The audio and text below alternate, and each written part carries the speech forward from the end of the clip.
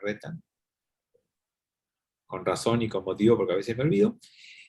Entonces, hoy es martes 21 de septiembre, Moadim Lesimha, que tengan todos una linda fiesta de Sukkot, y vamos a retomar en nuestro recorrido histórico desde la aparición del concepto de guetos. Hoy vamos a ver algunos conceptos que empezamos a ver la semana pasada, porque el recorrido de la guerra ya a grandes rasgos lo hicimos, nos falta el final de la guerra, que lo vamos a hacer seguramente la semana que viene, porque hoy la idea es que podamos compartir algunas ideas y conceptos importantes. Empezamos a hablar el último martes que tuvimos clase de los guetos, y hoy quiero hablarles de los levantamientos, de los guetos, de la resistencia judía, y el primer concepto que tengo que decirles es que hubo una resistencia judía mucho más allá de lo que habitualmente estamos dispuestos a admitir o a entender. La gran pregunta que mucha gente se hace es ¿por qué los judíos fueron como ovejas al matadero? ¿Por qué no se rebelaron? ¿Por qué no lucharon? ¿Por qué no pelearon?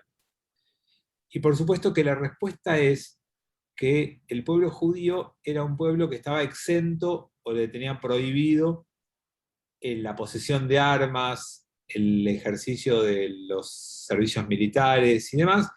Entonces, si bien en Alemania había un porcentaje pequeño, no pequeño, pero grande en cuanto a los alemanes, pero pequeño en cuanto al pueblo judío mundial, de gente que había luchado en la Primera Guerra Mundial, la mayoría de los judíos no tenían ningún tipo de entrenamiento ni de permiso en lo militar.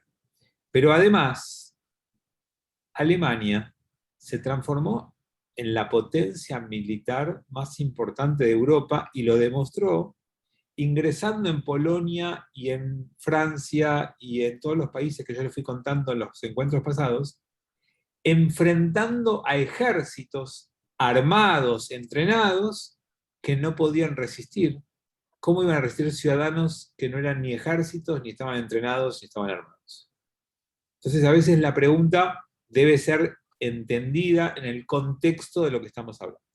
Y dentro de este contexto hubieron muchas resistencias judías de muchos tipos, y yo quiero hacer énfasis hoy y contarles un poquito de la más famosa, de la más conocida, que es el famoso levantamiento del gueto de Varsovia.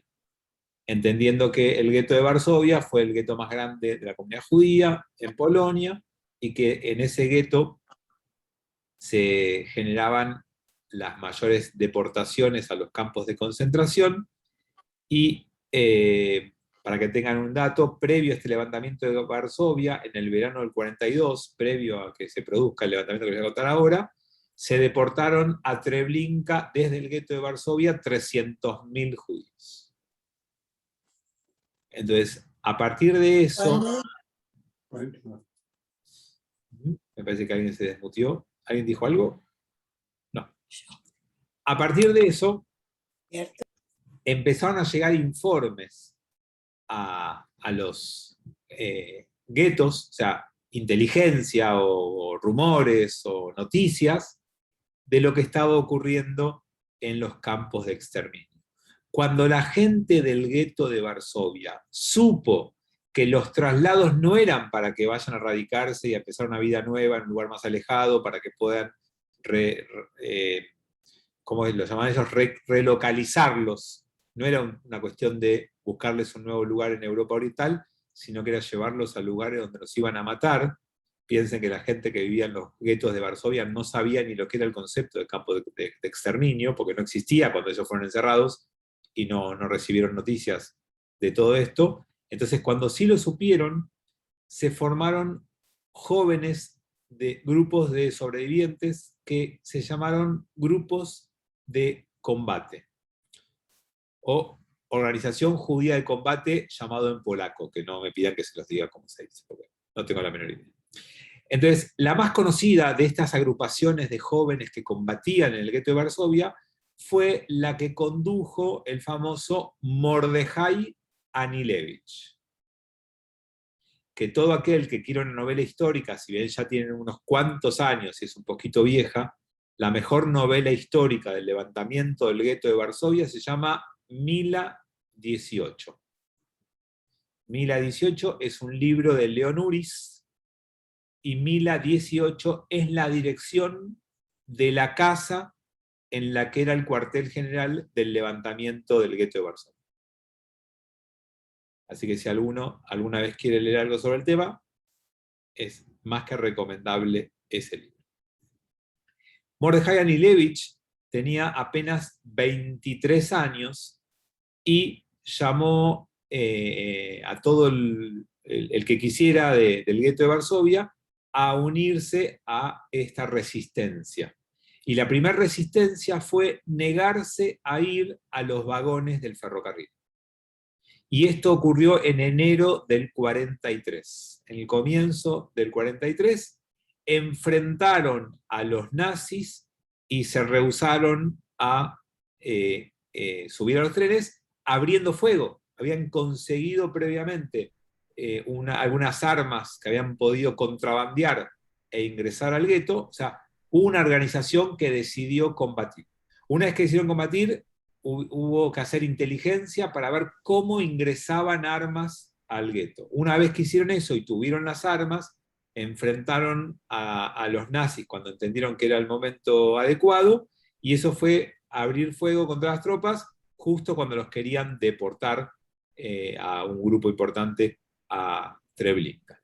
Entonces, los combatientes con estas armas lograron que los nazis tengan que retirarse. O sea, los dueños del ejército más poderoso del mundo en aquel momento en Europa tuvieron que estar en retirada, y esto envalentonó más la resistencia de estos judíos. Ahora, esta pequeña resistencia que empezó en enero tomó fuerza realmente el 19 de abril de 1943. ¿Por qué era importante esta fecha? Porque era Pesaj, para el pueblo judío, la fiesta de la libertad, y porque al día siguiente era el cumpleaños de Hitler.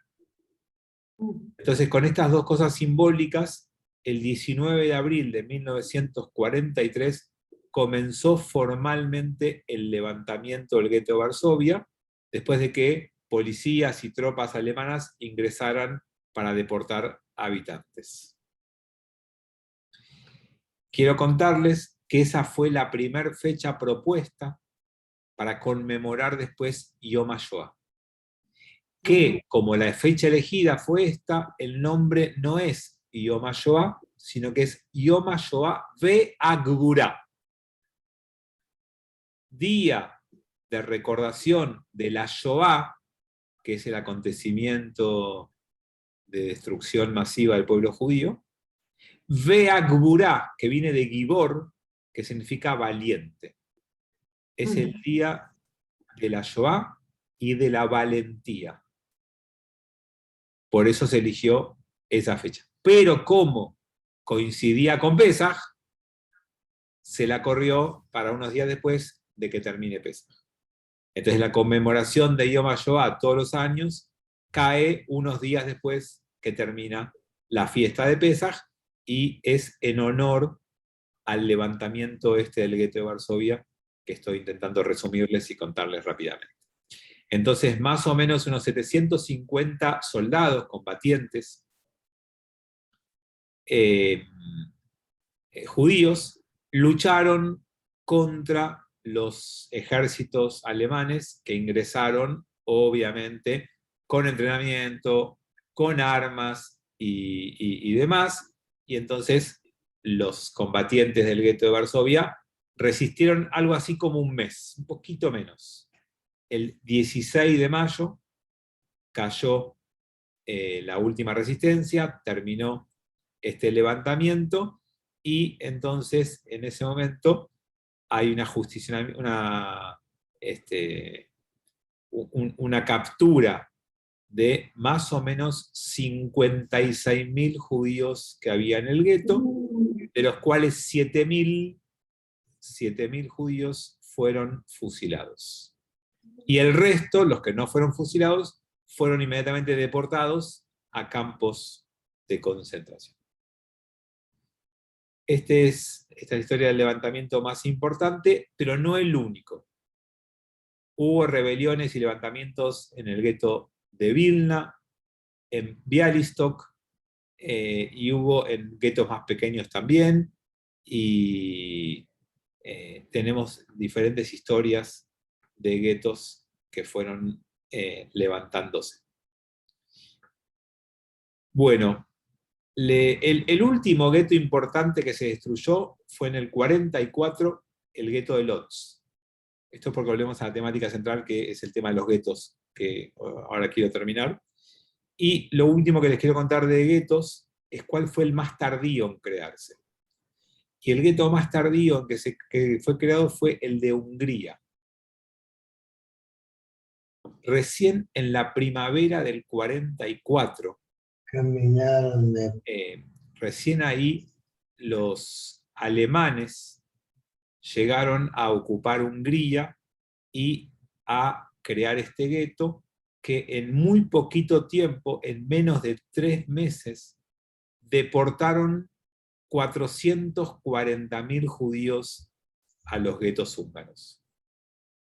O sea, el último país en caer en las garras nazis se produjo cuando Alemania ya estaba perdiendo la guerra. Si alguno recuerda el hilo que hicimos, ya en el 44 Alemania estaba en retroceso, en retirada, y estaba perdiendo muchas batallas. En medio de eso, tuvieron el tiempo y la posibilidad de ocuparse de los judíos de Hungría, que concentraban muchos judíos. Tener 500.000, 600.000 judíos en un país era muchísimo en ese momento, y 440.000 fueron deportados en menos de 3 meses en esa época. La gran mayoría de los judíos húngaros fueron a Auschwitz. Caminando. Y de Auschwitz a Birkenau, que era, ahora después lo vamos a ver eso un poquito más en detalle, y allí fueron pasados por cámaras de gas. En Budapest, los judíos fueron reducidos y confinados a un espacio muy pequeño, y a finales del 44, cerca de noviembre, se estableció el gueto de Budapest, y miles y miles de judíos fueron llevados a ese lugar. Para que vean más o menos el timing, en enero del 45, las fuerzas soviéticas llegaron a Budapest. O sea que por 2-3 meses no pudieron salvarse 440.000 judíos húngaros, que en muy poco tiempo fueron deportados. Y después los rusos liberaron Budapest y Hungría cuando ya estaban la mayoría de los judíos asesinados. Con eso les conté a grandes rasgos historias de los guetos. Entonces ahora quiero hablarles un poquito de lo que era un campo de concentración. Los campos de concentración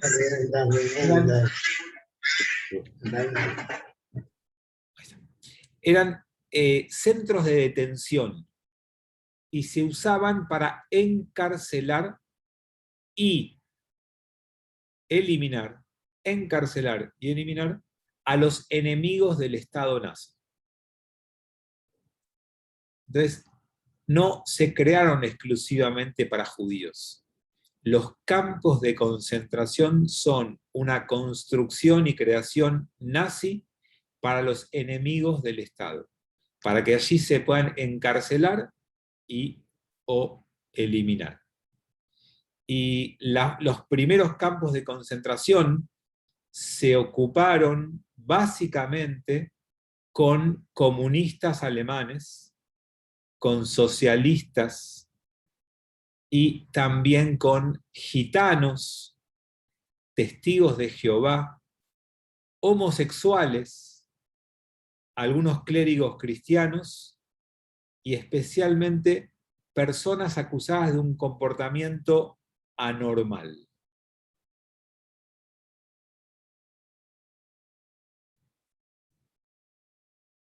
Me refiero, en algunos casos, a gente psiquiátrica, a gente con alguna discapacidad, y toda esta gente, para la lógica alemana, debían ser encerrados, aislados, y en algunos casos, exterminados. Entonces, los primeros campos de concentración se construyeron en Alemania. Y hubo varios. Cosa que una parte del pueblo alemán, en parte de su historia, quiso negar. Y durante mucho tiempo, mucha gente en Alemania decía que los campos de concentración eran cosas de Polonia y de otros lugares, no de Alemania. Cosa, por supuesto, que no fue cierta. Los primeros campos se hicieron allí y se fueron arrestando y trasladando y llevando allí a gente, también, además de lo que les dije antes, considerada de raza inferior. Otro de los conceptos que vamos a hablar, no sé si hoy o el martes que viene, no, el martes que viene no tenemos, o hoy o en 2 semanas, veremos si llegamos o no. Es otro de los conceptos que quiero que profundicemos un poquito. Entonces, cuando eran arrestados y enviados a los campos de concentración, algunos de los campos de concentración también eran campos de trabajo forzado, que es otro concepto que un ratito vamos a ver, pero por ahora no los mezclemos, son 2 conceptos distintos. Entonces, una vez que empieza la Segunda Guerra Mundial, los campos de concentración empiezan a extenderse fuera de Alemania. Y obviamente el primer lugar donde se hacen campos de concentración son en Polonia, y después también en Francia y en otros lugares más. Y a partir de ese momento ya los principales prisioneros, la mayor cantidad, ¿no? Principales en el sentido de cantidad, la mayor cantidad de prisioneros empieza a ser judíos. Y son llevados sistemáticamente a los campos de concentración para que allí hagan o trabajos forzados, en los casos que sí había, o sean después más adelante sistemáticamente asesinados. Ya vimos que eso empieza a pasar a partir de enero del 42, no antes. Así que para que vean un poquito números que a veces impactan, cuando termina la Segunda Guerra Mundial, o mejor dicho, perdón, me corrijo, cuando Rusia o la Unión Soviética libera el frente oriental, porque no terminó la Segunda Guerra Mundial, cuando libera el frente oriental, estamos hablando de enero del 45, ¿se acuerdan que es la fecha elegida para el día del Holocausto en el mundo occidental? Cuando en enero del 45 liberan el frente oriental, había en campos de concentración 700.000 prisioneros. Son números escalofriantes que asustan, porque estamos hablando del final de la guerra y de una Alemania en retirada hacía un año. Bueno, para contarles algunas cosas de los campos de concentración, es que en ellos, ahora después lo vamos a ver en otro concepto, se construyeron muchas fábricas, especialmente fábricas de productos vinculados a las necesidades de guerra de los nazis, tanto de armamento como de elementos necesarios para producir armamentos, o vestimentas como uniformes, botas, o diferentes materias primas que después se podían usar para lo que el ejército necesitara. Entendiendo que Alemania, enviando a sus poblaciones como soldados a las guerras, tenía mucha menos mano de obra y mucha necesidad de producción. Entonces fue en estos campos de concentración que se abrieron campos de trabajo forzado, que ahora vamos a profundizar un poquito, para producir estos elementos tan necesarios. En los años que más se produjo en estos campos fueron en los 1943 y 1944. Ahí es donde más plantas industriales estuvieron funcionando a pleno en los campos de concentración que tenían estos subcampos con estas plantas. Por ejemplo, el Auschwitz era donde se concentraban las fábricas, y después en Birkenau era el campo de exterminio, ¿no? Esa es como, por ejemplo, que está al lado, se va caminando de Auschwitz a Birkenau. Esa es la marcha de la vida hoy. La marcha de la vida, que se hace todos los años es ir caminando desde Auschwitz, donde estaban los barrancones donde la gente podía dormir y vivir, y de ahí se llegaba fácilmente a las fábricas, se iba caminando hasta Birkenau, donde estaban la cámara de gas y el campo de exterminio. Pero bueno, así como había ahí, había campos de concentración en otros lugares también, por ejemplo, en Alemania, en Francia, como les dije antes, y en diferentes lugares de Polonia también. Bueno, cuando los alemanes arrestaban a la gente que consideraba de raza inferior o inaceptable o demás, los enviaban a estos lugares y después en la guerra a todos los prisioneros de guerra o a todos los que eran de origen judío, como les dije hace un rato. Bien,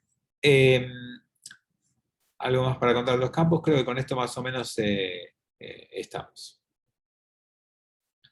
Vamos a pasar un poquito a otro tema, quizás simplemente para contarles un poquito toda esta gran cantidad de campos proliferó, especialmente después de la anexión de Austria en el 38, ¿se acuerdan que eso hablamos al principio? Fue un poquito antes del comienzo de la Segunda Guerra Mundial, y en la Segunda Guerra Mundial este sistema se expandió muchísimo.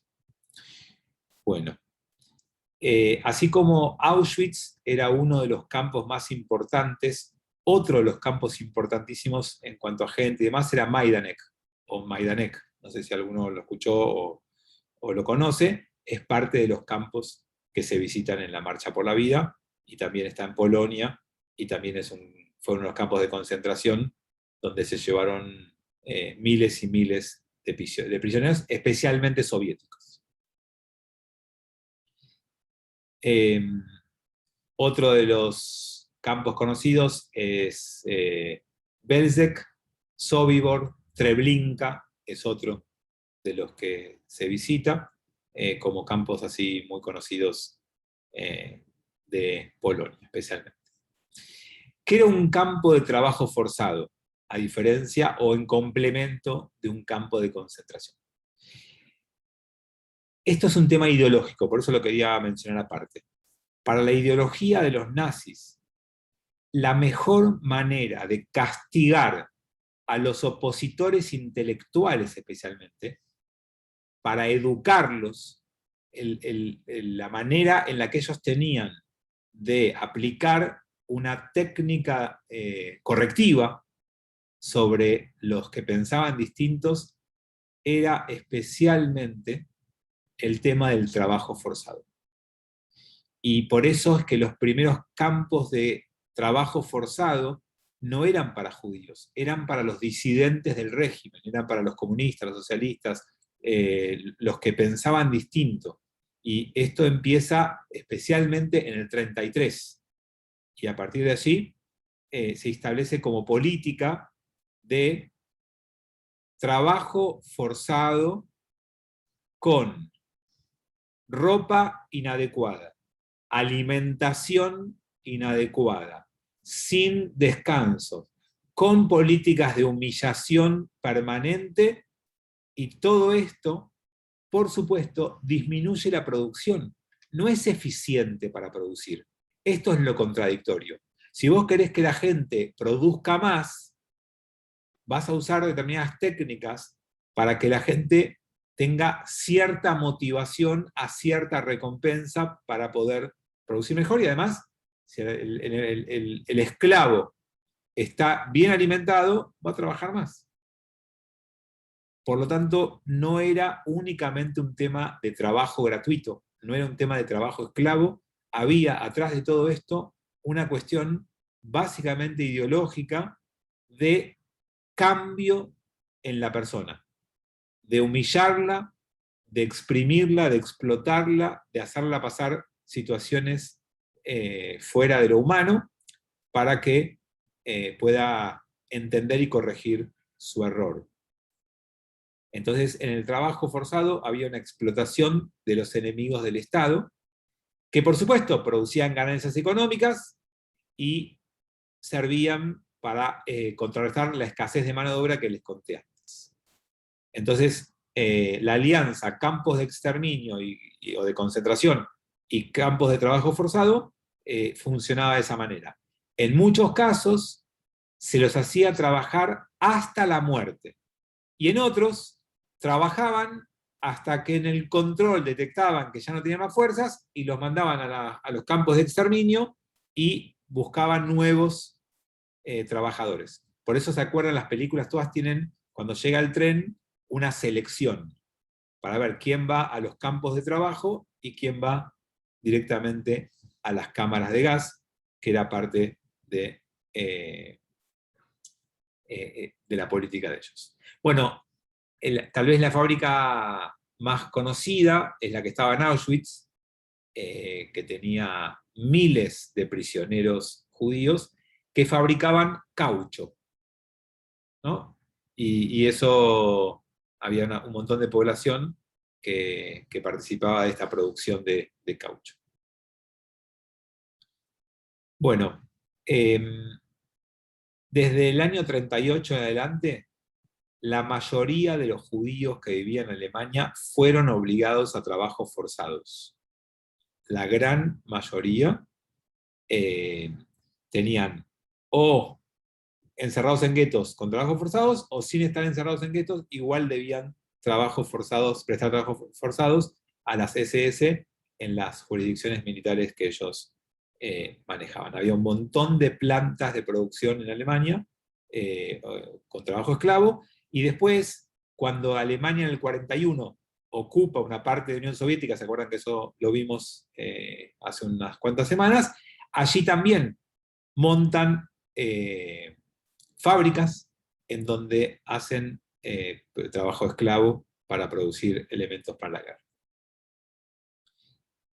Muchos judíos encontraron en esto el salvoconducto para permanecer vivos. Muchos descubrieron que si trabajaban bien o si tenían alguna habilidad especial, esto les permitía sobrevivir un tiempo más. Algunos sobrevivieron hasta el final y otros no.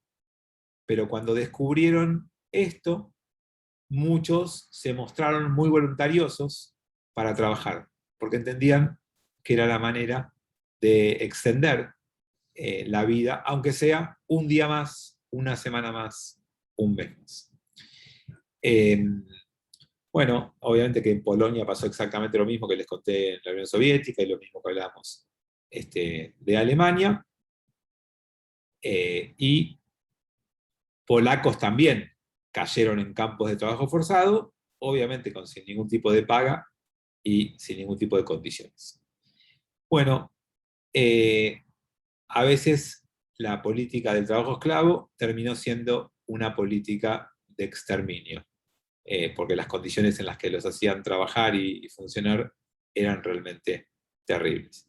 Como para que tengan un ejemplo, solamente un ejemplo, uno de los campos de trabajo más famosos de Alemania se llamó Mauthausen, o no sé cómo se pronunciará, acá seguramente hay algunos ieques que lo pronuncian mejor, pero ese campo era un campo de trabajo forzado que tenía una cantera, y la cantera, de donde se extraían las piedras, tenía 180 escalones, no recuerdo el número exacto, pero una cosa así, y entonces los trabajadores esclavos eran obligados a saltar y correr esos escalones con las piedras para sacarlos de la cantera. O sea que muchas veces no era simplemente eficiencia, trabajo gratis o producción, sino que había humillación, opresión y hasta la muerte de esos trabajadores como parte de la política de los nazis.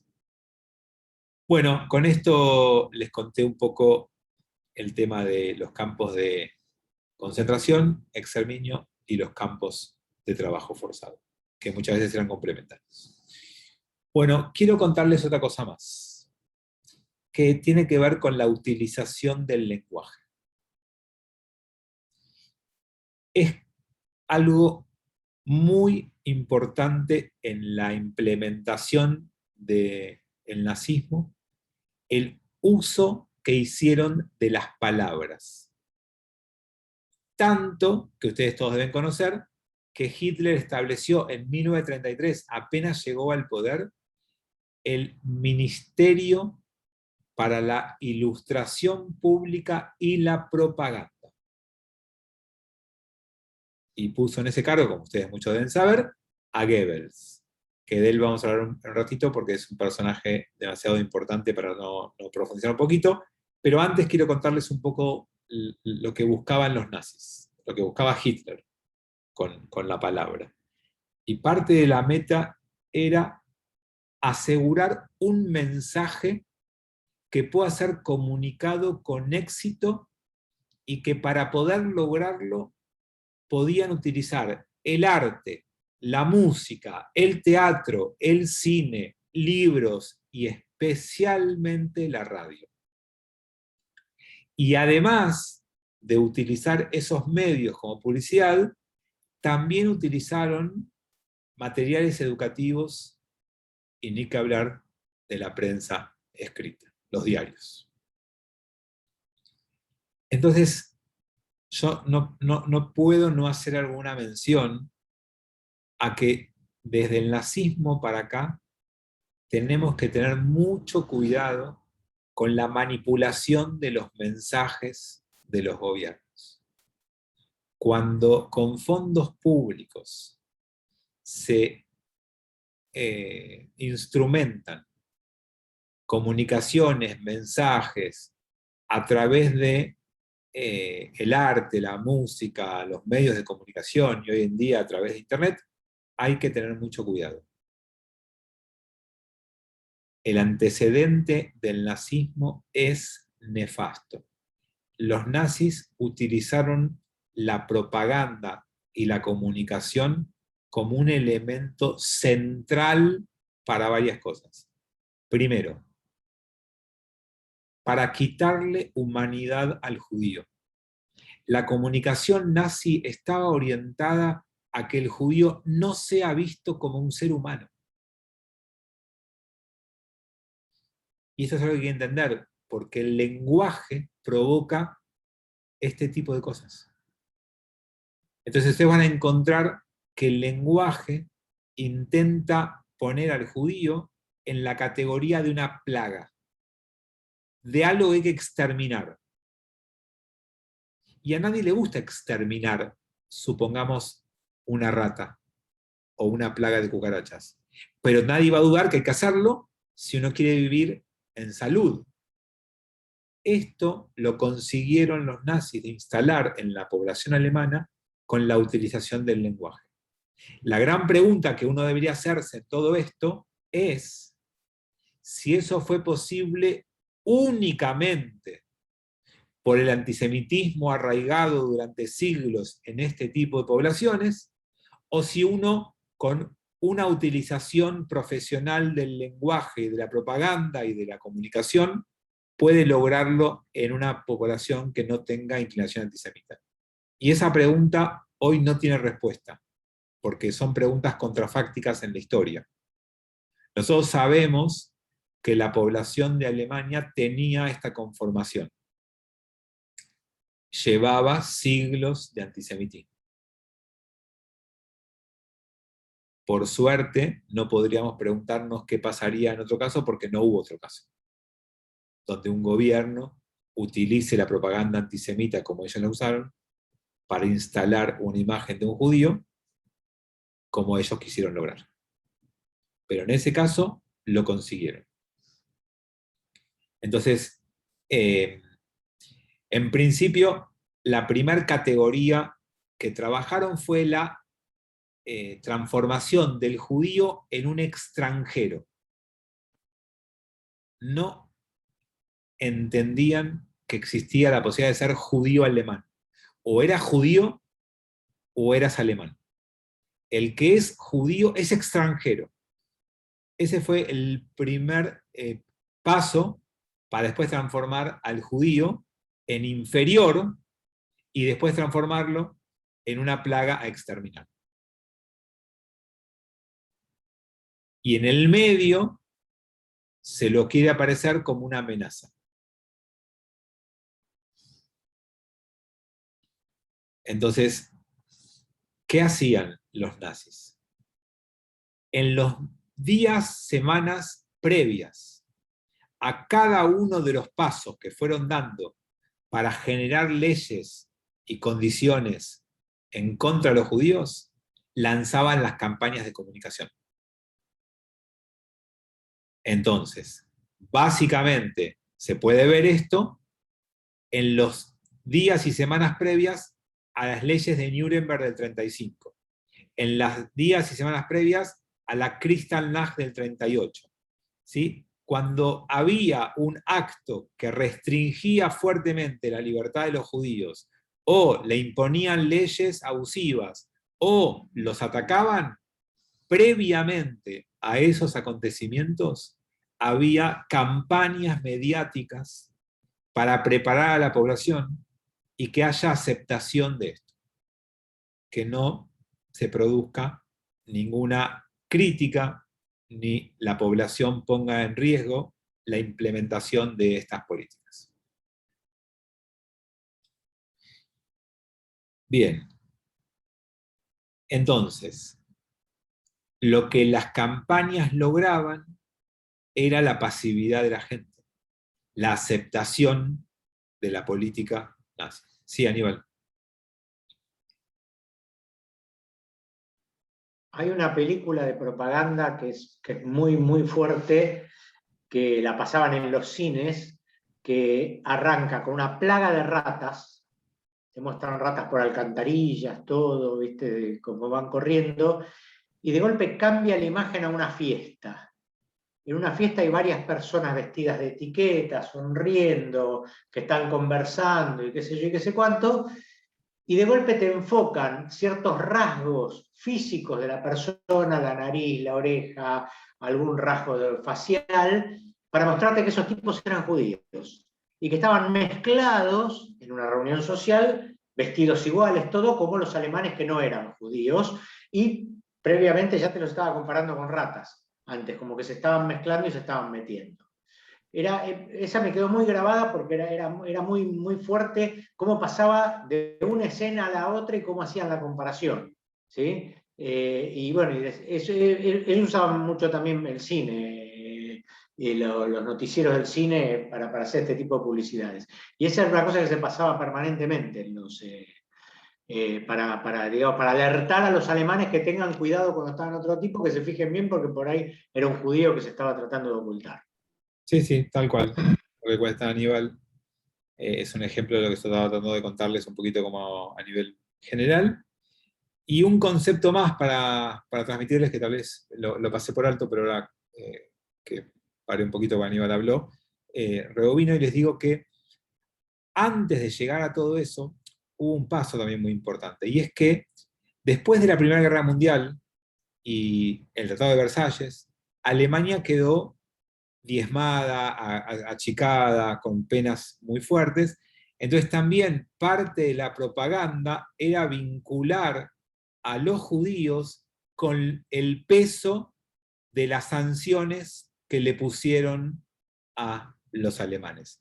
Alemania había visto perder territorio, posibilidades, tuvo que pagar indemnizaciones, multas y demás, todo en parte por culpa de los judíos. Este fue el otro tema que se utilizó en estas campañas de propaganda para que la lealtad a Alemania esté reñida con el ser judío, y para empezar a separarlos de la Alemania y de la etnia alemana, y así ponerlos como extranjeros. Los judíos siempre eran extranjeros y nunca podían ser parte de esta Alemania. Bueno,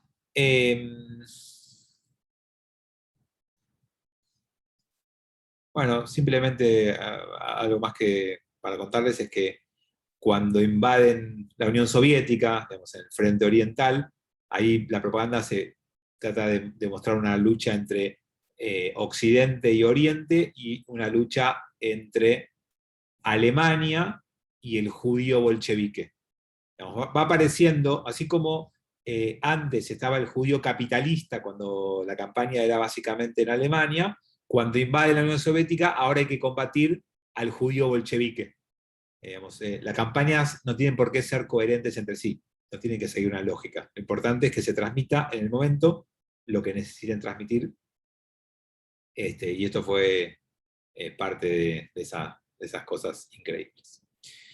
Bueno, en lo cinematográfico, además de las publicidades que se ponían antes de las películas, las mismas películas jugaron un papel importante en el antisemitismo, y hay películas creadas para mostrar una superioridad del poderío alemán, del perfil ario, que ahora un ratito, o la semana que viene vamos a hablar, o las 2 semanas, y lo otro que las películas querían mostrar, además de la superioridad alemana, era la maldad intrínseca de los enemigos del Reich, que eran precisamente los judíos, ¿no? Los judíos eran subhumanos, eran personas malvadas que no llegaban a la categoría de ser humano y que estaban infiltrados en la sociedad, ¿sí?